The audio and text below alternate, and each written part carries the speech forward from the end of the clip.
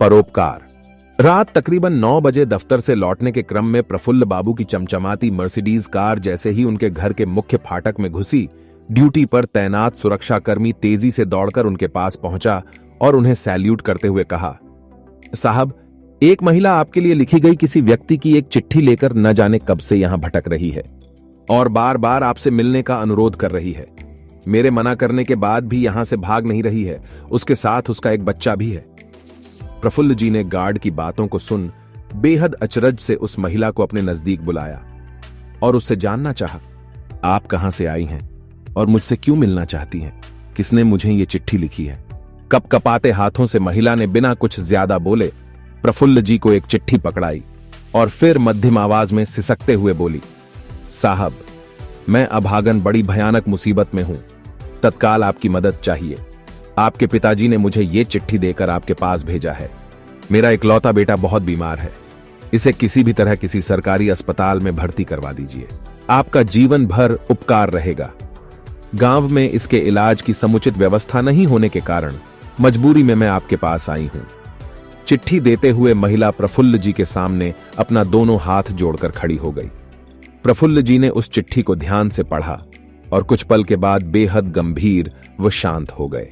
उसके बाद वे मैली कुचैली साड़ी पहनी कभी उस महिला की तरफ अपनी आंखें फेरते तो कभी उस चिट्ठी की तरफ। कुछ देर तक बेहद गहरी चिंता में प्रफुल्ल बाबू गोताखोरी करते रहे। दरअसल उस चिट्ठी के साथ साथ वो महिला अपने गंभीर रूप से बीमार बच्चे को लेकर उनके पास इलाज हेतु मदद के लिए अपने गांव से शहर पहुंची थी। आप कब से मेरा इंतजार कर रही हैं? क्या आपने कुछ खाया है? प्रफुल्ल जी ने महिला से जानना चाहा। इसके उत्तर में महिला कुछ बोल न सकी, बस उनको लगातार एकटक देखती रही। प्रफुल्ल जी ने उसी क्षण अपने सुरक्षाकर्मी को बोल उस महिला और उसके बीमार बच्चे के लिए अपने आउट गेस्ट रूम में रहने का इंतजाम करवाया और फिर वहीं कुछ देर बाद दोनों के लिए भोजन का प्रबंध किया गया। उन दोनों के भोजन करते करते प्रफुल्ल जी फिर अपने मोबाइल फोन से किसी से कुछ बात करते हुए उनके सामने उपस्थित हो गए। महिला ने पुनः उनसे फरियाद करते हुए कहा, साहब, भगवान के लिए मेरी मदद कीजिए और मेरे इकलौते बीमार बच्चे को किसी सरकारी अस्पताल में भर्ती करवा दीजिए, नहीं तो इसका बचना मुश्किल है। महिला बोलते बोलते उनके पैरों पर गिर पड़ी। अरे माताजी, ऐसा मत कीजिए। आप मेरी मां समान हैं। आप चिंता मत कीजिए, सब ठीक हो जाएगा। प्रफुल्ल बाबू ने उसकी हिम्मत बढ़ाई। इतने में रात के बेहद खामोश सन्नाटे को चीरती हुई हॉर्न बजाती एक दूसरी गाड़ी तेजी से घर के अंदर घुसी और कुछ पल बाद एक डॉक्टर वहां उपस्थित हुए।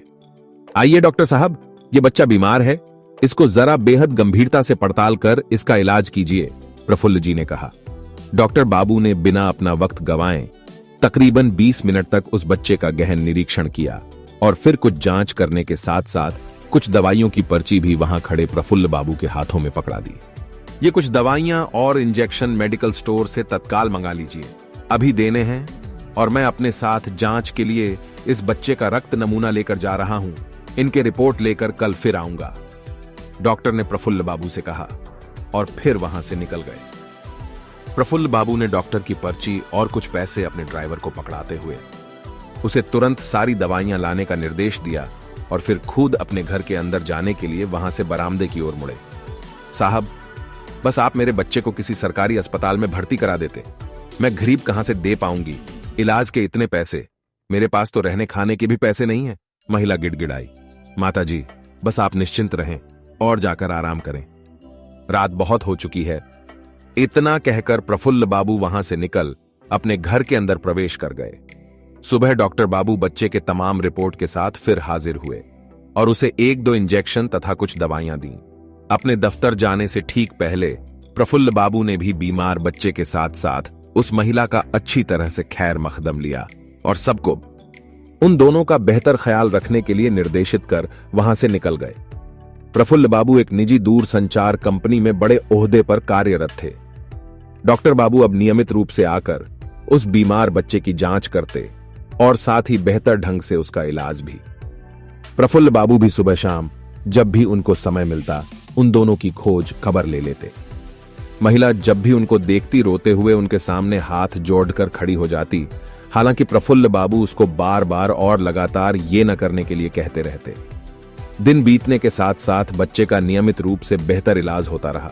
साथ ही रहने खाने का भी भरपूर ख्याल रखा जाता। तकरीबन 1 महीने के बाद जब बच्चा पूरी तरह से तंदुरुस्त हो गया तो महिला प्रफुल्ल बाबू के सामने जाकर बोली, साहब, मेरा बच्चा बिल्कुल ठीक हो चुका है। हम अब वापस अपने गांव जाना चाहते हैं। आपने जो मेरे लिए किया उसके लिए मैं जीवन भर आपका और आपके पिता कृष्णकांत जी का एहसानमंद रहूंगी। जब वो महिला अपने बच्चे के साथ वहां से विदा होने लगी तो प्रफुल्ल बाबू ने कुछ रुपयों के साथ दोनों को नए कपड़े और 2 जोड़ी नए चप्पल उपहार स्वरूप दी और साथ ही उसे एक चिट्ठी भी देते हुए कहा कि इसे उन्हें ही दे दीजिएगा जिन्होंने आपको यहां भेजा था। महिला हाथ जोड़कर कृतज्ञता का भाव प्रकट करते हुए उन्हें लगातार अनगिनत दुआएं देती वहां से बढ़ चली। ठीक दूसरे ही दिन अपने गांव पहुंच कृष्णकांत जी को वह चिट्ठी देते हुए महिला उनसे प्रफुल्ल जी की बहुत तारीफ करने लगी।